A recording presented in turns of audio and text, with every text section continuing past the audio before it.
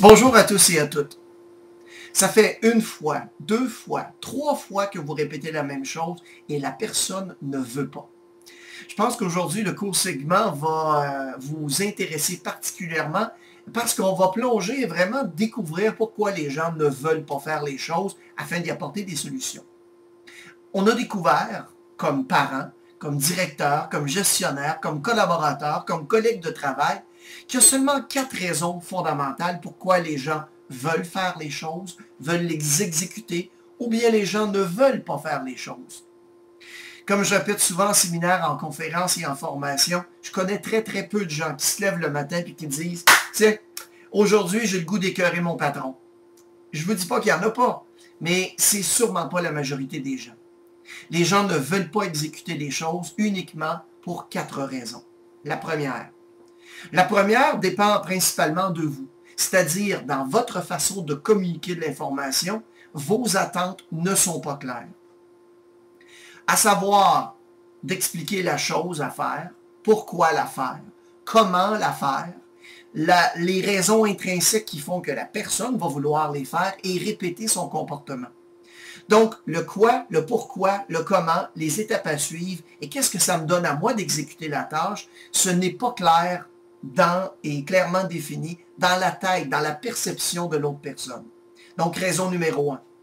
Raison numéro 2, il ne sait tout simplement pas comment le faire.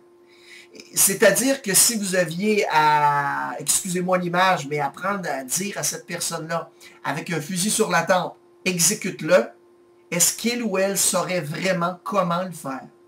Et la plupart du temps, on prend pour acquis, ben voyons, la tâche est tellement simple, comment ça se fait qu'il ne peut pas savoir comment faire ça?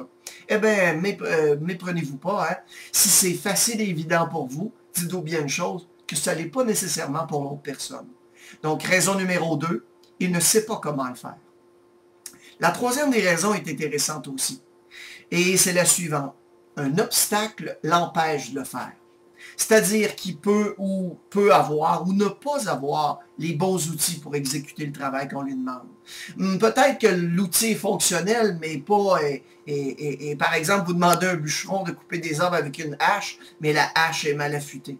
Un ordinateur qui est lent. Quand vous demandez de aller vite au service à la clientèle. Dernièrement, j'étais dans un commerce de détail, de vente au détail, et je voulais exécuter un retour de marchandises. Il y avait 8 personnes qui attendaient, et la pauvre jeune fille courait à gauche et à droite, mais elle ne pouvait pas aller plus rapidement que le système informatique avec lequel elle travaillait. Donc, c'est un obstacle qui empêche la personne de vouloir bien faire les choses. Donc, on parle d'obstacles. Vous-même, en tant que gestionnaire, en tant que parent, en tant que collègue, quand vous répétez des choses, est-ce que, vous le dites toujours de la même façon? Est-ce que vous donnez de l'encouragement ou vous ne donnez que des réprimandes? Si c'est le cas du dernier point mentionné, eh bien, vous êtes l'obstacle. Changez votre façon de communiquer et passez d'obstacle à aidant plutôt dans cet aspect-là. Et la quatrième raison. La quatrième raison, c'est que vraiment la personne ne veut pas le faire. Et là, on va aller voir un cours de motivation 101. En fait, on réalise une chose importante quand la personne ne veut pas le faire ou bien si la personne veut le faire. En fait, on a un tableau très simple qui mesure dans la perception de la personne les raisons qui vont l'amener à s'exécuter ou à ne pas s'exécuter. Il faut avoir un score parfait dans un côté comme dans l'autre. En fait, du côté gauche, on va lire avec les réponses de oui, je veux l'exécuter.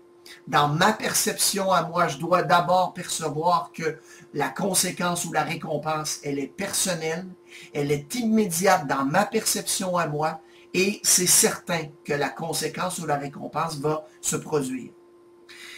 Dans le cas où est-ce que la personne n'exécute pas les choses, ça veut donc dire que dans sa perception à elle, premièrement, ce que vous me demandez de faire, ça ne profite qu'à l'entreprise ou à l'organisation.